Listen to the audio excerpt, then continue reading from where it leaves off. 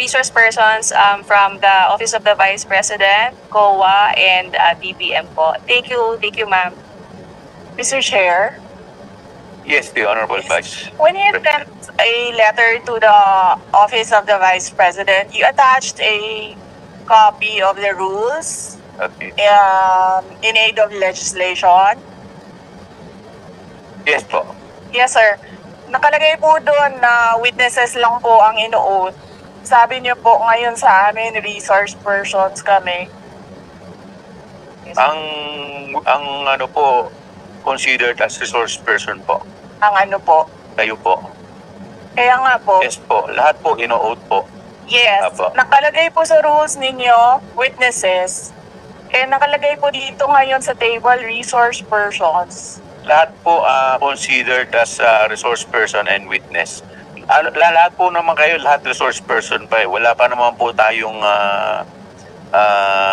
tinatawag na lahat po considered as resource person pa na po. Right. Opo. Ang nasa rules ninyo, witnesses lang po ang nag-o-oath. Wala po kayong rules sa resource persons.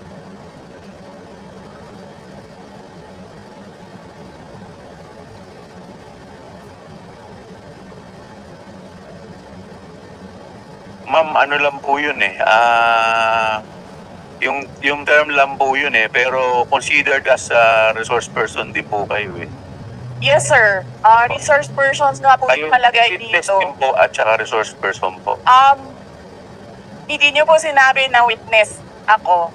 Sinabi niyo po dito ngayon, resource persons. Ang nakalagay po sa rules ninyo, witness. Comsec, ano po yung pinadala po ninyo? Yun pong rules in aid of legislation.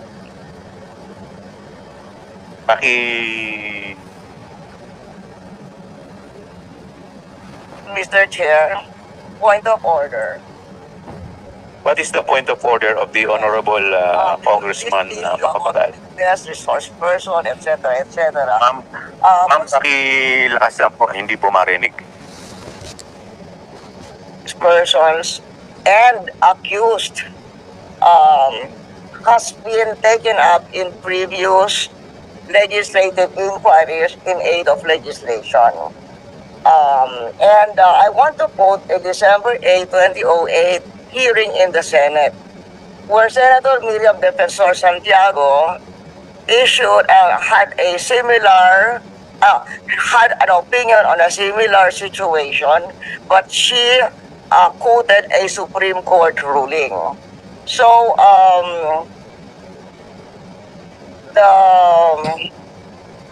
the Constitution provides that no person shall be compelled to be a witness against himself. The Supreme Court has repeatedly emphasized that there is a difference between a mere witness and the accused. And it can appear from statements and privileged speeches that there is that a person who is the subject matter of an adverse privileged speech is not a mere witness or a mere person of interest, meaning a suspect.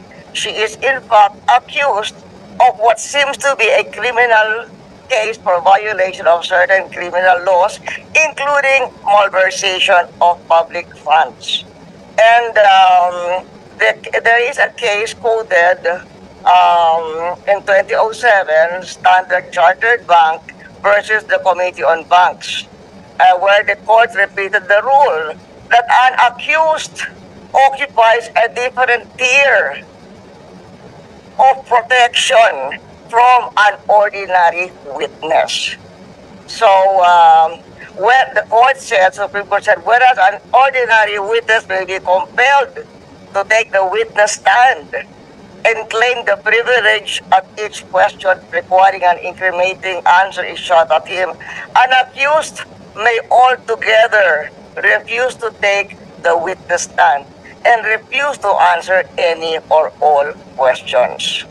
So that has been and then there is a portion that the court explained that the right of the accused against self-incrimination also applies to respondents in administrative investigations such as legislative inquiries in aid of legislation.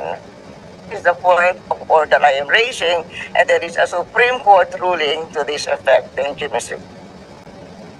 Madam Congresswoman Arroyo, may I know if may I be clarified if the tenor of your point of inquiry is referring to the sub judice case or rule? Referring to the sub judice case, but what he's saying is that if by the nature, for instance, of the privileged speech, if the witness is not a mere witness, but the person being asked is not a mere witness or a mere person of interest, he is in fact the accused of what seems to be a case including malversation of public funds. And the court repeated the rule that an accused occupies a different tier of protection from an ordinary witness. So from given what Miriam Defensor Santiago said and the Supreme Court ruling that she's quoting, we cannot we cannot just trivialize. Kasi you're just a witness, you're a witness, pareho na rin yung witness, resource person, they are not the same. The Supreme Court says they are not the same. And somebody who appears to be the accused has a different tier of protection from a witness. And in fact, can refuse to take the witness stand. Congressman Flores, you're recognized. Mr. Chair, this is an inquiry in aid of legislation, and no one is technically accused of any wrongdoing here, Mr. Chair. Mr. Chair, look at the speech. Ma'am, But the please, speech, Mr. ma'am, the privilege. please wait to be recognized. Chair, may I request a Wait, one I will recess? 1 minute. 1 minute Thank recess you. declared by the chair.